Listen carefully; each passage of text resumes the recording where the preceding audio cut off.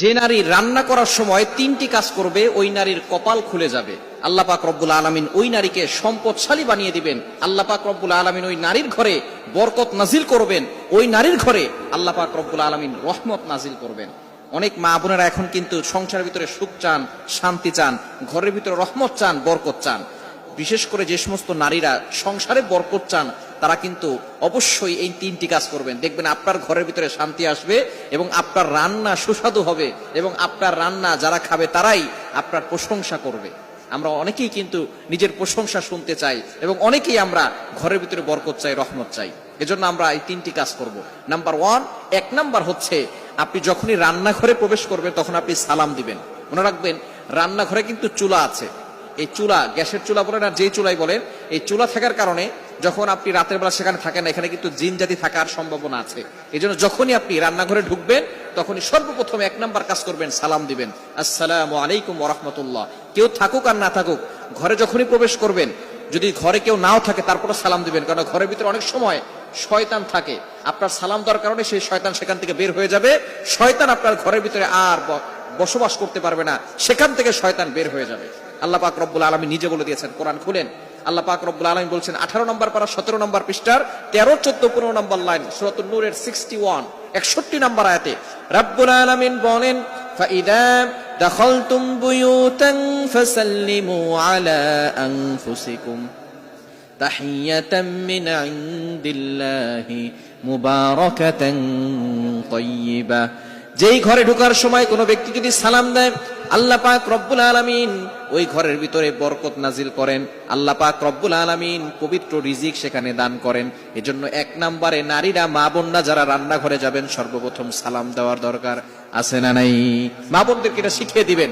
আপনারা বাসায় গিয়ে মেসেজ পৌঁছে দিবেন, মা বোনরা যারা আছে 1 নম্বরে তারা রান্নাঘরে ঢোকার সময় সালাম দিবে। নাম্বার 2, দ্বিতীয় নাম্বার হচ্ছে প্রতিটি কাজের শুরুতে বিসমিল্লাহ পড়বে। বিসমিল্লাহ পড়লে ওই কাজের ভিতরে আল্লাহ পাক রব্বুল আলামিন নিজে বরকত দিয়ে দেন। বিসমিল্লাহ পড়লে কোনো রান্না করলে ওই রান্নার ভিতরে আল্লাহ তাআলা স্বাদ বাড়িয়ে দেন, ওই রান্নার ভিতরে আল্লাহ তাআলা রহমত দেন, ওই রান্নার ভিতরে আল্লাহ তাআলা বরকত দান করেন। কিন্তু বর্তমান আমাদের সমাজের ম্যাক্সিমাম নারীরা রান্না করার সময় ডিজে গান শুনে, রান্না করার সময় হিন্দি গান শুনে, ইংলিশ গান শুনে, তারা ড্যান্স করে আর রান্না বান্না করে, যার কারণে ঘরের ভিতরে কোনো বরকত থাকে না। খবরদার, গান শুনবেন আর রান্না বান্না করবেন আর চিন্তা করবেন ঘরের ভিতরে বরকত নাই কেন। আপনি যদি বরকত পেতে চান, প্রত্যেকটা কাজের শুরুতে আপনি বিসমিল্লাহ পড়বেন। আপনি চাউল নিচ্ছেন, পড়েন বিসমিল্লাহির রহমানির রহিম। চাউল ধৌত করতেছেন, বলেন বিসমিল্লাহির রহমানির রহিম। মাছ কাটতেছেন, বলেন বিসমিল্লাহির রহমানির রহিম। আপনি গোশত ধৌত করতেছেন, বলেন বিসমিল্লাহির রহমানির রহিম। আপনি যেই কাজটাই করবেন আপনি বিসমিল্লাহ পড়বেন, দেখবেন যেই কাজে বিসমিল্লাহ বলা হয় ওই কাজে বরকত বেশি হয়। এজন্য 2 নাম্বার নারীরা যে কাজটা করবে সেটা হচ্ছে বিসমিল্লাহির রহমানির রহিম। এটা পড়ে তারপরে প্রত্যেকটা কাজ করবে। আল্লাহ তাআলা ওই ঘরের ভিতরে বরকত দিবেন, খাবারে বরকত দিবেন এবং খাবারের স্বাদ আল্লাহ তাআলা বাড়িয়ে দিবেন। 3 নাম্বার কাজ হচ্ছে বেশি বেশি করে দুরূদ শরীফ পাঠ করবেন। দুরূদ শরীফ পড়লে আল্লাহ বিপদ থেকে হেফাজত করেন, ওই ঘরের ভিতরে আল্লাহ পাক রব্বুল আলামিন বরকত নাজিল করেন।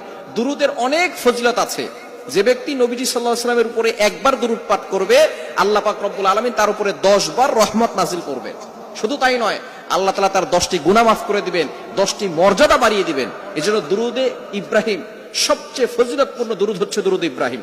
আমরা দুরূদ ইব্রাহিমটা পড়ার চেষ্টা করব এবং বিপদ আপদ থেকে বাঁচার জন্য, ঘরের ভিতরে বরকত আনার জন্য বেশি বেশি করে ঘরের ভিতরে দুরূদ পাঠ করব।